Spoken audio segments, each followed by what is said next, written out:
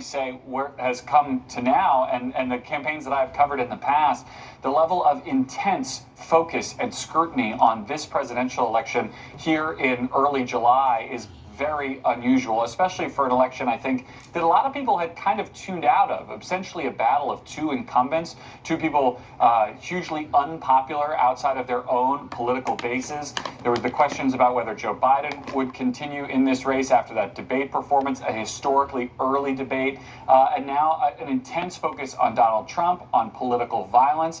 We know nothing yet about the shooter or his or her motivations. We know nothing yet about exactly why this event took place, but we know the political climate that we're in has been incredibly heated, going back for years. I cover Congress in my other role at this network, and the threat level in Congress has been a huge boost over the last several years by several factors over, more threats against members. So the political environment has changed in that sense, and the heat is turned up to a level that we're just not used to seeing in the summer, which is often the doldrums of a presidential campaign.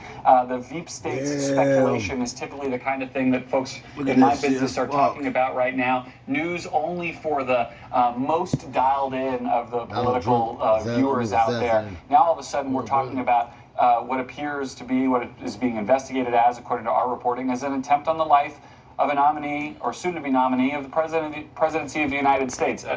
The phrase that we are in uncharted waters is completely worn out, Lester, but here we find it once again, perhaps the most appropriate way to view our political dynamic. It certainly says it in so many ways. Thank you, Garrett. Let's bring in our senior Washington correspondent, Hallie Jackson.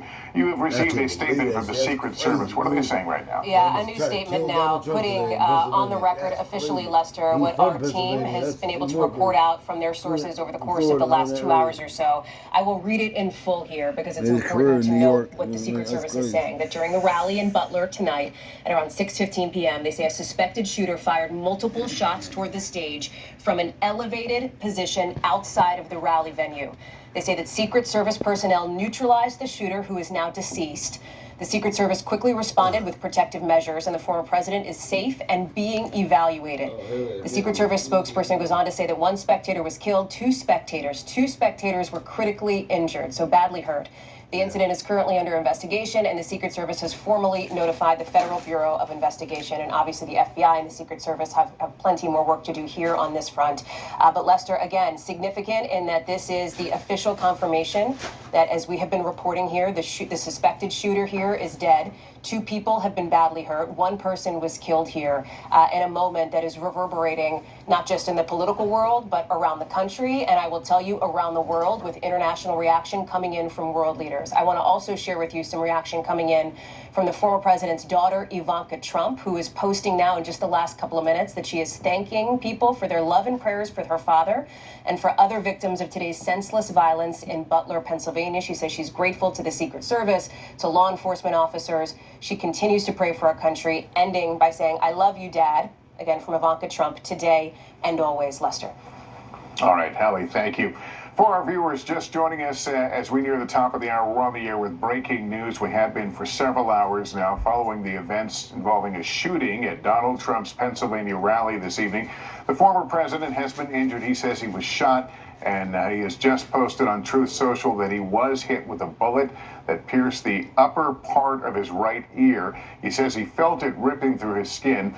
What I want to do here is pause for a moment, and we're going to roll the video of what happened just shortly after 6 p.m. here on the East Coast while Mr. Trump was speaking. Listen closely also to the sound of the gunshots and what's heard of the moments right after that until he is rushed into the car. Here it is. A little bit old, that chart. That chart's a couple of months old, and if you want to really see something that's sad, take a look at what happened. Go!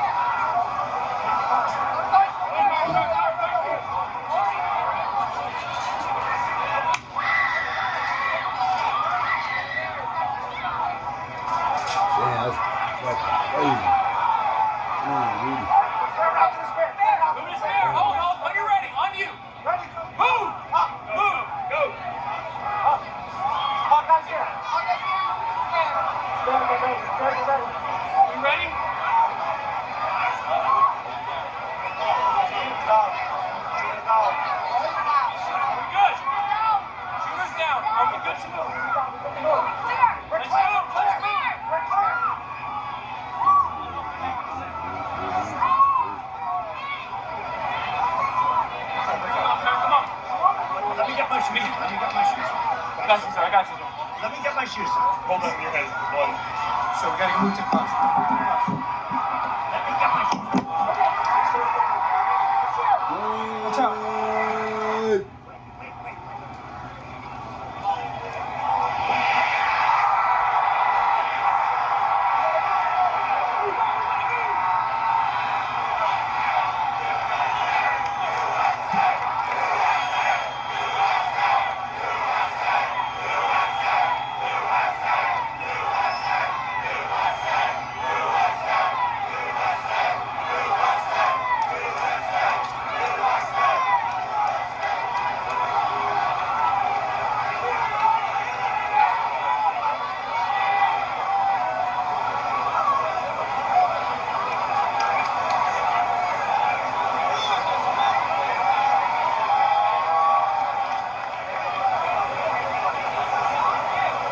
We wanted you to be able to see that really from start to finish to when he ends up here in the armored vehicle and is taken to, we believe, a nearby medical center.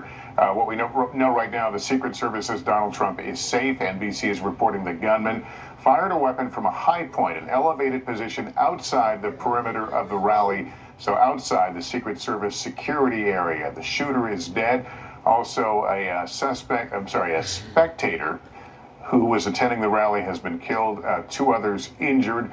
President Biden has been addressing has talked to the nation. He addressed the nation just a short time ago. I have tried to get a hold of Donald. He's with his doctors. Apparently he's doing well. I plan on talking to him shortly, I hope, when I get back to the telephone. Look, there's no place in America for this kind of violence. It's sick. It's sick. It's one of the reasons why we have to unite this country. We cannot allow for this to be happening. We cannot be like this. We cannot condone this. And the president saying he plans to call former President Trump. President Trump, we should note, has issued a statement extending his condolences to the loved ones of the rally goer who was killed and another who was injured. He also thanked law enforcement and first responders for their quick action. His campaign says he is fine and is being checked out at a local medical facility. His son, Don Jr., weighing in, saying his dad is in great spirits. Let's go right to Richard Goldinger, the Butler County, Pennsylvania DA, who joins me on the phone. Sir, thank you for talking to us. First of all, were you at the rally this evening? Lester, no, I was not present at the rally today. No. All right. Can you tell us what at least the early part of the investigation has shown in terms of what we know potentially about the shooter and his motive? Well, I don't know anything about a motive. I can tell you basically what you've already stated. We have, a spectator dead, unfortunately. We have a second spectator injured and seriously. And the shooter obviously is dead also. So, that's where we are at this point. The Secret Service, as we see, moved in quickly but methodically as they work to protect the former president. What interaction occurs before a rally like this between local officials such as yourself and the Secret Service? Well, I can tell you that for the last week or so, when this was first announced, that they have been talking to the Pennsylvania State Police, our local municipal officers. We have a CERT team that was activated for this event, and there was a lot of coordination to provide safety for not only the former president, but everybody that attended this event. So there was a lot of preparation put into this, obviously in a short period of time. But these people are professionals, so they know what they're doing, and they put the proper steps into place to provide safety to everybody that was going to be there. Mr. Goldinger, do you know, is this venue, is it a kind of a portable setup, or is it a setup that's there permanently? No, it's a permanent setup. It's sort of like, it's called the farm show, but it's sort of like a fair. So it's a large, wide open area. There's actually an airport there also, a small airport. So Yeah, it wasn't anything that they had to come in and set things up as far as, well, we're going to have this event here. They had to set the bleachers up and everything like that. But, yeah, and then I'm curious, are you familiar that we're now getting the reporting that the shooter fired from an elevated position? Can you in your mind picture what that position might have been? Or is there a nearby I hill? absolutely can. Yes, I can. And Right. so that would have been several hundred yards away in my mind from where President Trump would have been speaking. And again, off-site. So, Was it a hill or just a elevated area? no, it's all fairly flat from what I can think. But obviously, if you get on a roof, you're elevated. So, and the showgrounds where they were at is all fairly flat. All right, Mr. Goldinger, thank you so much for coming on and speaking with us. We continue to watch these pictures again. We've played them, we know, over and over again, but I feel like you see something different. One of the things in my previous reporting with the Secret Service, you see that woman appears to be around the president. One of the things they are trained to do is to take their hands and then work it across the person's body and find out if there are other wounds that may have not revealed themselves yet. And they certainly do that once the protectee is put into the vehicle, again, to make sure that they can get an early read on any other traumatic injuries or wounds. So we continue to learn and see different things in this video, but certainly an example of professionalism, calm thinking, and training at work here as we watch these Secret Service agents move into this coordinated action, calling out vital information in short and terse statements. Shooter is down. Are we clear? And that sort of back and forth communication. It's fascinating to watch. NBC's Dasha Burns is still outside what was the Trump rally. She was there when the shots rang out. She and her crew, we're happy to say, are safe. But you've been talking to people who were in a traffic jam. I don't see vehicles behind you, so it looks like there's some progress, Dasha, in clearing this area. Yeah, Lester, last time we talked, there were cars all up and down this road here trying to get out of this venue. There were thousands of cars parked all across these lawns here. Now that's cleared up, but we did speak to some of the people who have been making their way out, people who witnessed this absolute tragedy. And I want to introduce you to some folks who kindly pulled their vehicle over for us so that we could speak with them.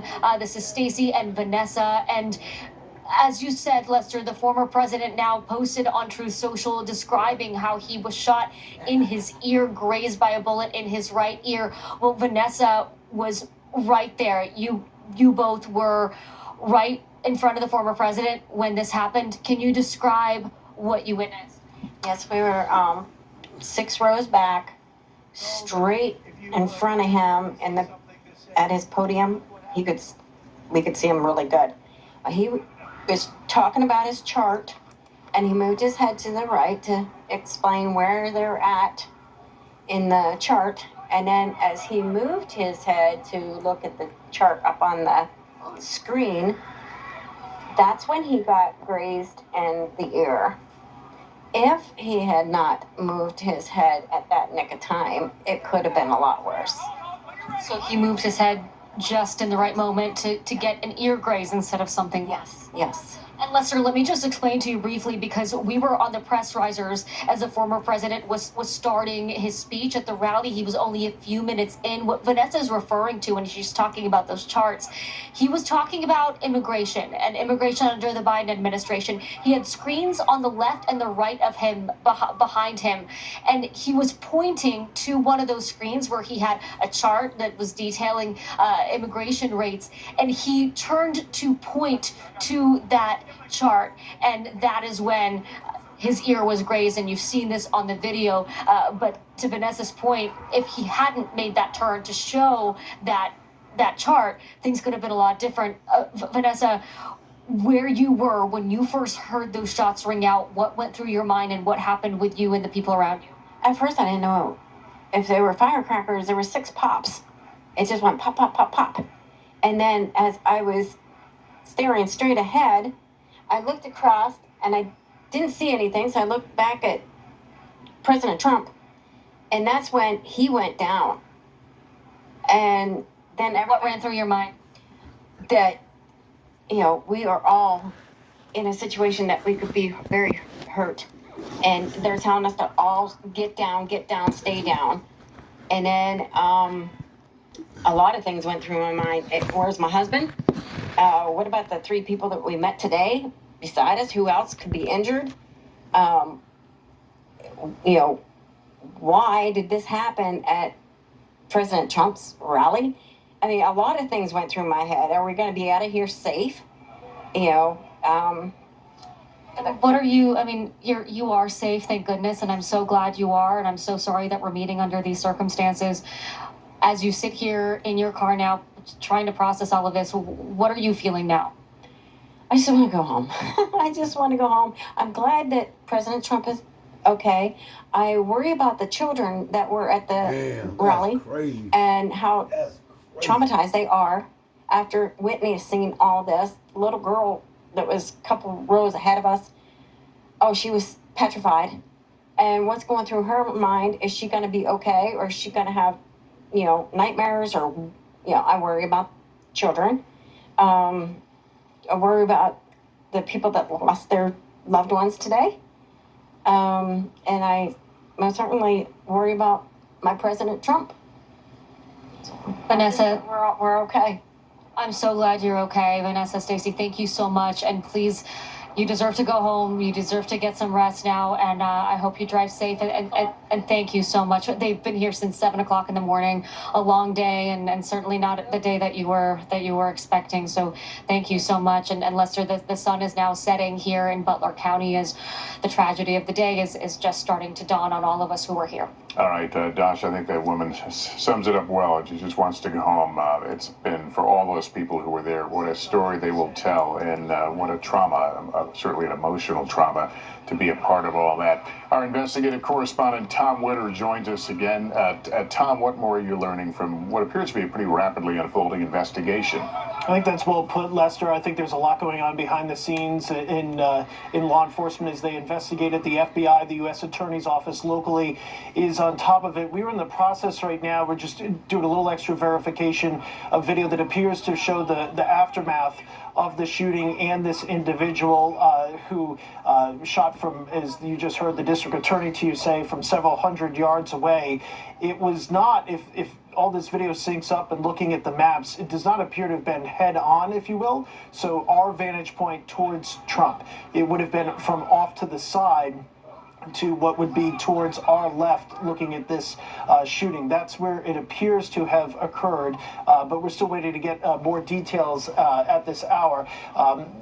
As far as the president has said he was grazed by a wound. I'm looking there at both teleprompters, which would be the closest glass, and they both appear to be sound. There does not appear to be any sort of damage to them. So it does appear, at least initially, that that's the case, but we're waiting to get some additional confirmation. What will happen now, this investigation in some ways will be quick because they'll want to make sure that there's nobody else that they need to be looking for. We obviously have other people who are running for office or in office currently that they want to make sure are going to be safe or not impacted by anybody who knew this individual.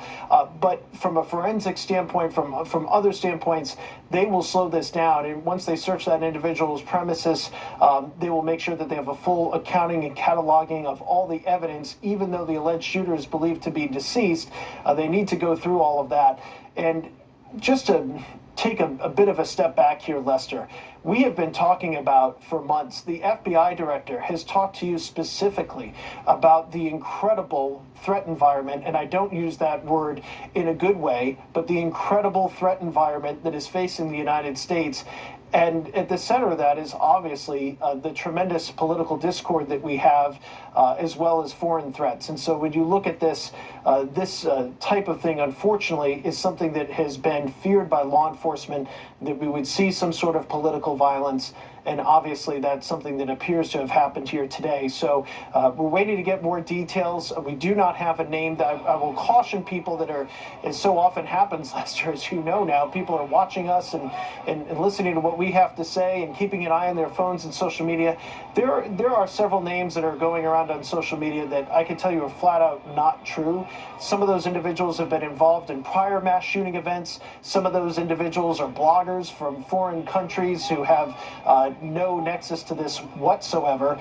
And so there's no indication, at least at this stage, that any of the names that have been widely circulated on social media are in fact associated with this shooter. And I think it's important for people to point that out. I'm not going to mention it because for some of those people, they have nothing to do with this, and we certainly don't want to give them any notoriety for no good reason. Yeah, important to point out. All right, Tom Witter, thank you. We'll come back to you as you continue to gather more information. I want to bring back Evie Pomperus, a former Secret Service agent. I don't know if you heard my interview with the district attorney a few moments ago. He was describing there's an elevated area and perhaps of several hundred yards around this site. It's been pointed out that the wound received by Mr. Trump was on his right cheek. What are you able to put together as you visualize this? You know, as I'm listening to the whole thing and we're hearing that the threat, in the terms that we would use, the threat's been neutralized, right? We understand, and what we're hearing is that the shooter is no longer alive. I'm thinking, how did that shooter get taken out? And was that shooter taken out actually at a distance? One of the elements you typically have when it comes to protection, you have counter sniper team. Sometimes the Secret Service will have their own team. Other times, if there are not enough resources, which can happen during a campaign season like this, if everybody's stretched out too thin, you may use a local element. So when I hear that the individual from a distance was shooting, I always think immediately of that counter sniper element. Was somebody able to take that person out? Now, when you have counter sniper, your counter snipers are always going to be at an elevated position. So if you're in an urban environment, they're going to be up in high-rise buildings.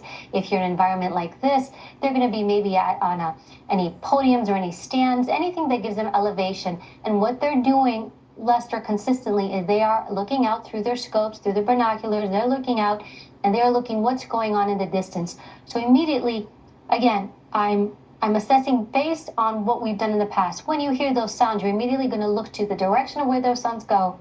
You're gonna engage eyesight-wise to see what do you see, and then is there a target to engage. So that's one way in which you can neutralize a threat. Another way that you can neutralize a threat from a distance is there will be a team on the ground. So the snipers are up top, they're seeing things, they're calling things out. You also have a team on the ground that can respond. So it's a possibility that that team on the ground, whether Secret Service or local law enforcement, immediately went to that location if they're able to determine that location. So that's what you're going to think about when it comes to line of sight. And look, line of sight is one of the worst things. A lot of times when we have these outdoor events or the president speak in certain areas, you actually use the landscape to help you. And we've gone even to the extent of trees and bushes and anything you can think of to break line of sight. Line of sight is that one thing it makes you extremely vulnerable because it's such a hard thing to control, especially from a distance. And, and to follow up to, as I'm watching the reporting here, and we see the agents coming in, and you brought this up before, that the agents shielded the president and they're looking for wounds. You're correct. So as soon as they get the president off the stage, they go immediately into the vehicle and they're checking him for other wounds. And we actually saw a scenario like this play out with then President Ronald Reagan. Ronald Reagan, same thing. He was outdoors. The difference with him, it was an arrival departure movement. So he's moving from a secure location to the car, and he's moving to the car, shots are fired. Now, at first glance, Reagan didn't look like he had anything. He looked okay. But his then detail leader in the vehicle actually searched him, and what they found was a small wound, and they found the gunshot wound, but that was not discovered until inside the vehicle. So although you're seeing him initially outside, he's standing, you see Donald Trump give the fist pump, but you really want to check him when he's in the car. And then from there, what you're going to do is you're going to take him to a hospital. So I know there was reporting that he was at some type of medical facility, a hospital, we're presuming.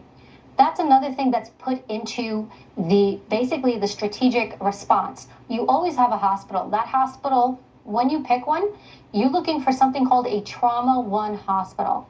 Why do you want Trauma 1 hospital? A Trauma 1 hospital is a hospital that can deal with gunshot wounds. They can deal with mass trauma. So when you have a protectee, the idea, and in training, you understand that if they're going to be attacked, it's going to be likely with a weapon, a shot. So you want to take your protectee to a facility that can treat gunshot wounds, that can treat serious trauma. So it's very likely that the facility that Donald Trump was taken to was a facility like this. There's always an agent there in advance. They go in advance to speak to the medical staff. So there is a medical protocol that is put in place so that when something like this happens, the hospital and that agent is already there to receive the president and to do an assessment on him. Let me ask you about who makes the decision as to how the venues are used. Does the campaign simply call up and say, hey, we're going to be at this site, you guys figure out how to secure it, or do you tend to work together with the campaigns? How does it go? You know, it's usually the first, and it's probably one of the hardest things.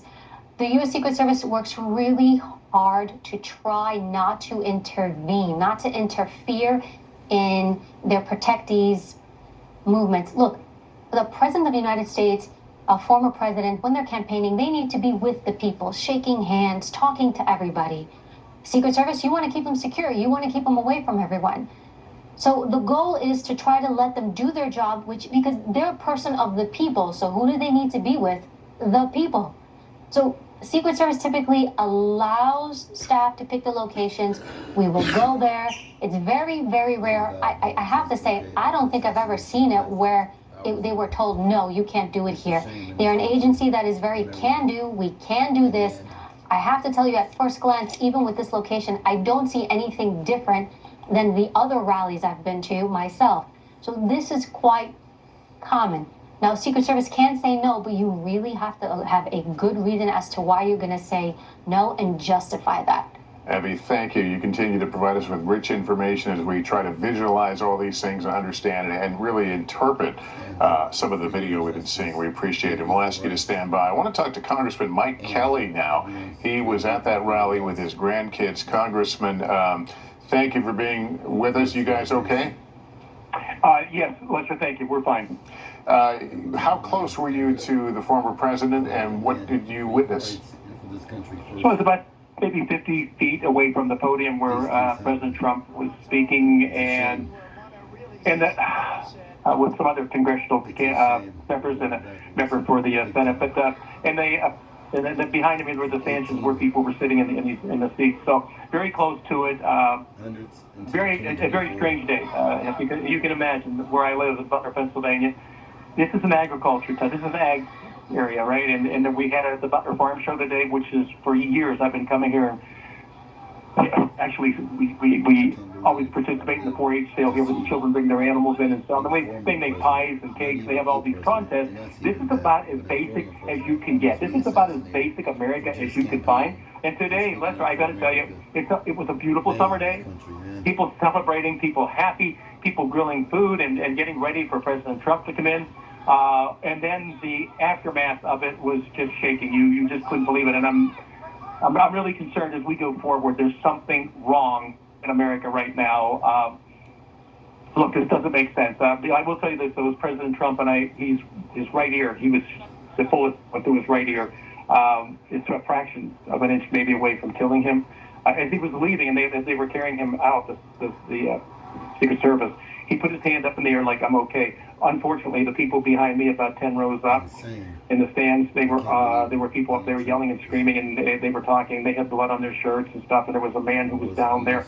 The security team rushed over there. They took him out of the stands, and apparently he has since passed away. But Lester, there's something wrong. There's something wrong in America today. This is, we certainly today look like a third world country. Look, if you don't like whoever the candidate is, just don't vote for them. An attempted assassination on a presumption. The candidate, we're going into our convention this week. Former President Trump is going to come out as our candidate. What is wrong? What has happened in America? This is absolutely bizarre. Do you think that we will hear a different tone for the rest of this campaign coming from frankly, both sides? You know what? I would sure hope so. But do you know, because I think you all covered this before, in 2017, our Republican baseball team was practicing for a spring baseball game as a charity event, and our leader now, Steve Scalise, was, again, a gunman attacked our guys while they were at practice and shooting up the place. Yeah, I reported that. I just don't understand this anymore. I really don't understand. The greatest nation in the world right now has succumbed to being a third world country. The level of hate, the level of discourse that takes place has got to stop. It has got to stop, and we've got to return to who we are. We are a great, great nation, and we say in all our prayers, under God, under God, under God. Well, I'm sure that right now, people of faith, tomorrow on Sunday morning, please go to wherever it is that you worship, drop to your knees tonight and pray for America. Pray for President Trump, that he's going to be okay. We also have, as I said, one man was shot. This guy was just there celebrating a day at a farm showgrounds, and all of a sudden, somebody takes in their hands, they have to start shooting up the crowd and shoot the president in the head. It's absolutely, it's off the charts, third world country now. We have to start rallying around about who we are. When 1.5 million men in uniform and women in uniform have died to give us the right to practice the form of government we have, for us to be so casual and so callous about it? No. It's time for America to get back to being America. And Congressman, you were there with your grandchildren. I didn't get the ages of it. Were they young children? Yeah. I mean, so we had children there anywhere from 4 years old up to 12 years old. Let's see, about 10 of them. My wife was there. My sister-in-law was there with her grandchildren. One of my sons was with me. And you have to wonder, as the children came back, they're just, Grandpa, why would somebody do that? Grandpa, why did somebody do that? They don't like President Trump. Just don't vote for him. And I've been kids. I'll tell you what. That's why Grandpa is in Congress. We have got to go. We have got to get this country back on the beam. We cannot allow this to continue to unravel. Really, we're like a third world country right now. Right? I mean, this is absolutely off the charts. Evil. It can't exist. We can't allow it to exist, and we can't tolerate it. We can't say, well, that's going to happen from time to time. No, it's not. It cannot be allowed. 1.5 million men and women in uniforms that give us the right to vote and do the things we do, for it to be this way now? Obviously, a shocking and terrible evening as we hear the former president is okay, but as we've noted that one person was killed, 2 others have been badly injured in this. Congressman, thank you for taking a few minutes. We're glad you and the kids you're with are safe. I want to go to Garrett Hake now. He covers former President Trump. Garrett, Donald Trump has posted tonight on Truth Social. Talk through us what he wrote.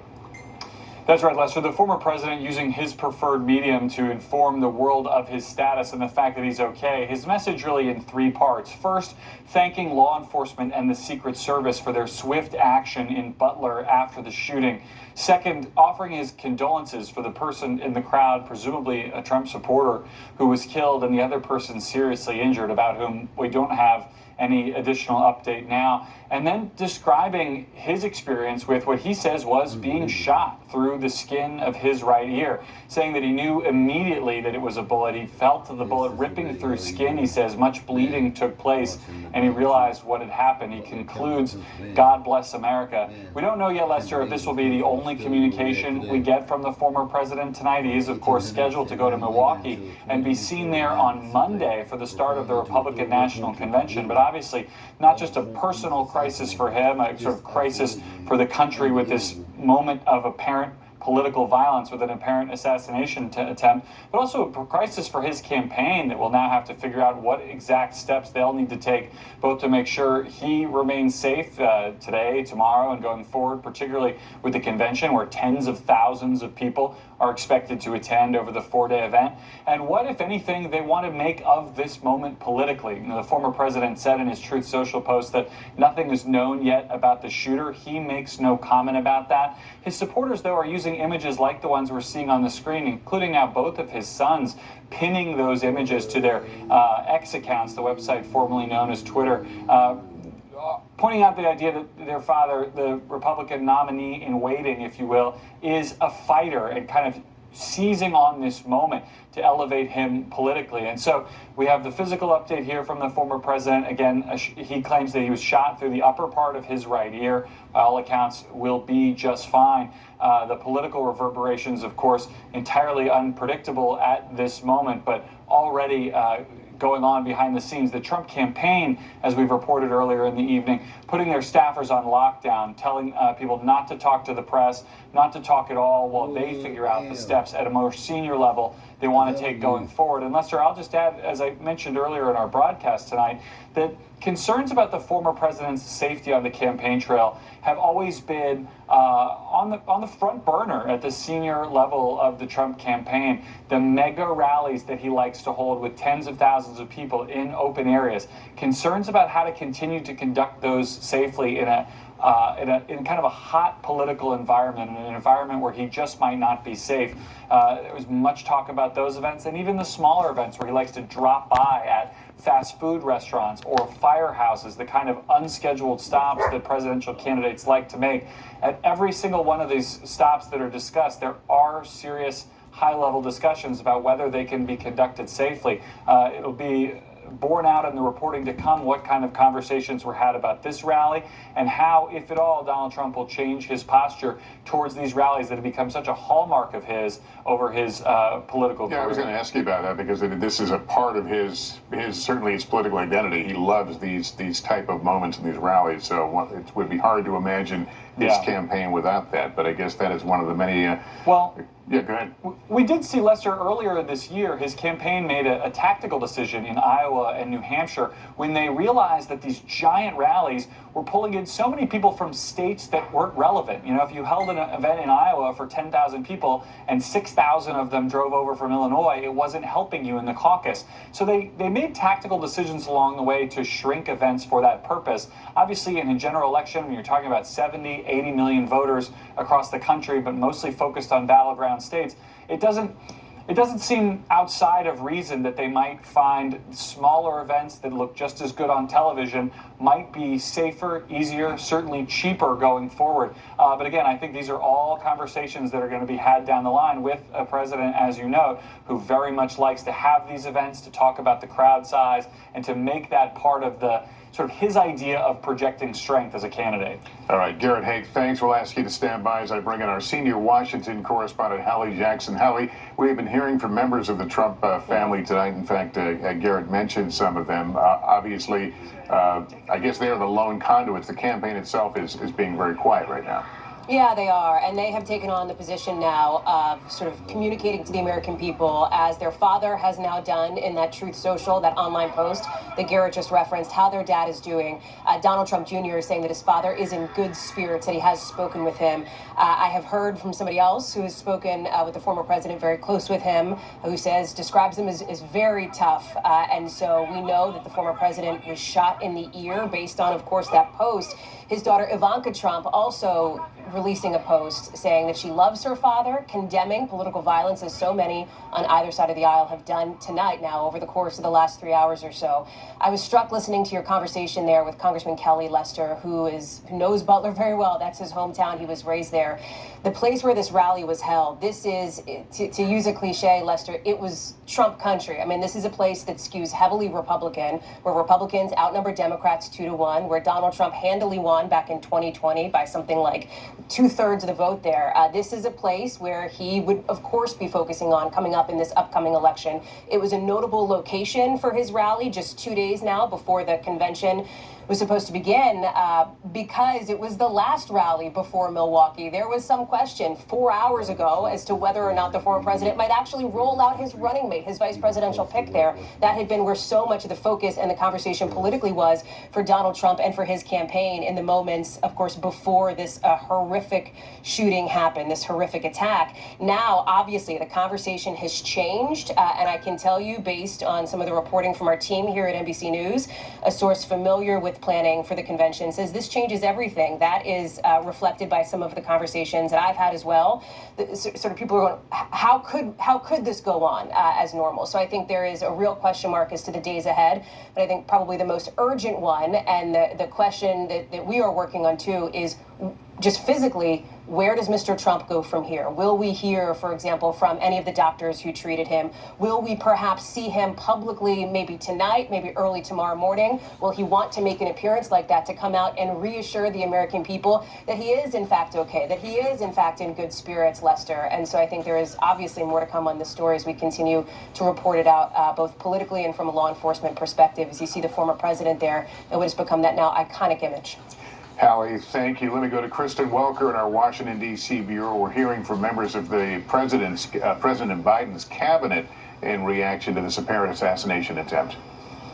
Lester, we are. The Secretary of State, Antony Blinken, posting, "I am shocked and saddened by the shooting of former President Trump's rally and grateful that he is safe," reiterating what the president said tonight, that there is absolutely no place for political violence in America. We must all condemn it. We're also hearing from the Defense Secretary, Lloyd Austin, who says the entire Department of Defense condemns this violence, which has absolutely no place in our democracy. I think you're going to hear that term reiterated a number of times. Austin goes on to say, "This is not the way we resolve our differences in America, and it must never be.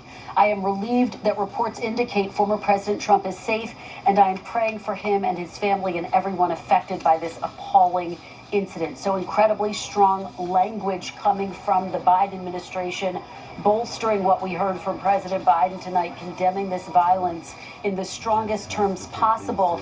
And Lester, again, this is a moment where people on both sides of the aisle are coming together to condemn this, to say that we cannot tolerate this as a country, and that, quite frankly, something has to change. It is worth noting that Congress has a role to play here. Obviously, federal authorities are going to lead the investigation into exactly what happened, how this could have happened at a Trump rally, but Congress also wanting to get to the bottom of how this unfolded. The chairman of the House Oversight Committee, James Comer, writing in a statement, "I've already contacted the Secret Service for a briefing and am also calling on the Secret Service director to appear for a hearing." So, Lester, again, this is just the beginning of the process of starting to understand, starting to get to the bottom of exactly what happened and how this country will prevent this from happening again, both from a security standpoint, Lester, but also in terms of how our politics is conducted, the political rhetoric that is used in this country, and the tone with which this campaign is being waged. And I think it's fair to say that there will be a desire to at least frame what occurred here tonight, and so to find out more about this shooter will certainly probably direct many of the conversations we'll have in the coming days. I want to go back to Tom Winter now, our investigative correspondent. Tom, what more have you learned? Tom, you there? Yeah, hey Lester. Sorry, we've just been on the phone, as you can imagine. I've got a couple of phones all working at once. We could say that the shooter has been identified to us by 4 senior law enforcement officials as a male. And I think shortly, we're just in the process of going through the last bit of verification. I kind of alluded to this when we were speaking moments ago. We're going to be able to show you video of where or a still image of where this individual was. And it's coming into a little bit more clarity at this point of where this person was. Obviously, they were using some sort of a high-powered rifle. As you know, a handgun would not be able to fire with the accuracy and velocity from the distance this individual would have been at. What type of weapon that is specifically, I've heard a lot of different things floating around and things competitively. It's just my experience that it's too soon to really get a handle on that level of granular detail. We do not have yet a name. As I mentioned to you the last time we spoke, there are a number of names on social media that do not appear to be the individual that's involved in this. And we're still waiting to get some clarification on that. So right now, here's the state of the investigation at 9:40 Eastern Time. Law enforcement believes that they have a single alleged shooter who is now deceased. That individual, that name that they have, is being kept very close to this investigation.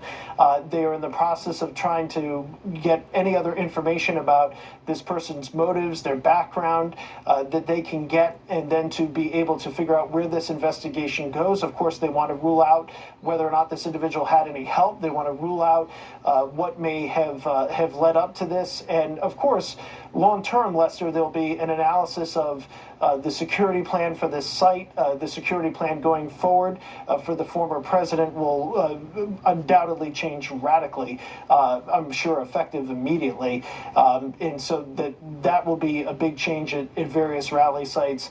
And then there'll be a look into, was there anything about this individual that could have been looked at further? Did anybody know if they had any sort of knowledge of this in advance? So those are all the things that are happening literally as we speak. We do know that the FBI was requested by the U.S. Secret Service to investigate this, and that call was obviously taken, and the FBI is very much involved, along with the local U.S. Attorney's Office. And they will go through and get the necessary warrants for the property of this individual and anybody known to them. And the question is, obviously, where did things come from and when, and was this person picked up in the moments beforehand? We're a little bit more cautious in this day and age, not that we never were, but we're a little more cautious in this day and age with deep fake videos, with AI generated videos and images that we really try to do to the best of our human ability, an exhaustive effort to make sure that things that are floating around online or are sent to us are in fact accurate and are not some sort of machine generated image. The images you are looking at are most certainly not. And it should be pointed out that there's a number of photographers that are part of the press pool who took these photographs, and as well as the video that we've seen, and that those individuals obviously were potentially in harm's way as well, but not as much, obviously, as the Secret Service agents who rushed to surround the former president and make sure that if there were any other shots that were fired, that it would hit those Secret Service agents and not Trump. All right, Tom, thanks for that update. When you were able to show us those images you mentioned earlier, just let us know and we'll go back to you. But I want to go to Milwaukee right now, where they are preparing for the Republican National Convention this coming week. Vaughn Hilliard is there. And Vaughn, I understand we're getting some word from the RNC about going forward. Right, Lester. A great many of the delegates are already here in Milwaukee. Of course, the expectation was that elected officials, of course, the former president and presumptive Republican nominee himself would be making their way to town here in Milwaukee for the week-long convention. The new statement here from the RNC, I want to read it directly to you. Quote, as was communicated earlier this evening, President Trump is doing well and grateful to law enforcement and first responders for their fast action. President Trump looks forward to joining you all in Milwaukee as we proceed with our convention to nominate to serve as the 47th President of the United States. As our party's nominee, President Trump will continue to share his vision to make America great again. Sincerely, Donald J. Trump for President 2024. Senior advisors Susie Wiles and Chris LaCivita. Lester, I just talked to two of the delegates here at the convention that are already in town. Reince Priebus, who folks will recall was the former RNC chairman. He is playing host here in his hometown of Milwaukee for this convention. There is a reception this evening for the delegates, the thousands of delegates coming here to Wisconsin. That reception this evening has been canceled. There are formal meetings for the Republican convention ahead of the formal festivities during the week. Those are still on tap to take place tomorrow before Monday night's primetime addresses begin. Of course, Donald Trump himself is slated to take the stage here at this arena on Thursday night. His vice presidential running mate is slated to take the stage on Wednesday night. Of course, we do not know who this individual is at that time. One of the delegates I talked to here this evening, Lester, told me that he expects the energy to only increase with today's events in the apparent assassination attempt of the presumptive Republican nominee. With less than 120 days until the general election, that delegate suggesting to me that the TV ratings for that Thursday night primetime speech that will happen 10, 11 p.m. Eastern time will be high. For this Republican Party, Lester, Donald Trump was somebody who ran through the